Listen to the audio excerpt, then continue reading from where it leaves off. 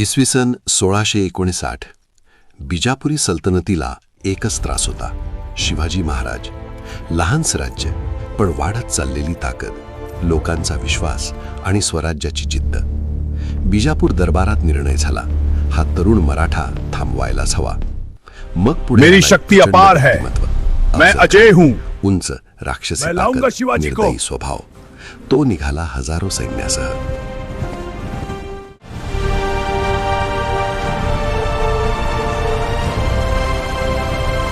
मार्गात देवळं उद्ध्वस्त केली, भीती निर्माण केली, शिवाजी महाराजांना उचकवण्याचा प्रयत्न केला.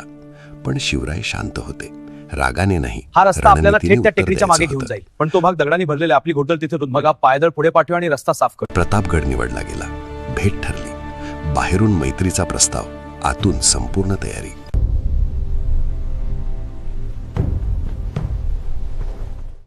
गडाच्या आजूबाजूला मावळे लपवले गेले. प्रत्येक हालचाल आखलेली, प्रत्येक शक्यता विचारात घेतलेली. भेटीचा क्षण आला. अफजल खानाला वाटलं त्याची उंची आणि ताकद पुरेशी आहे, पण शिवरायांनी सिद्ध केलं, तयारी शक्तीपेक्षा मोठी असते. क्षणात परिस्थिती बदलली, रणनीती जिंकली.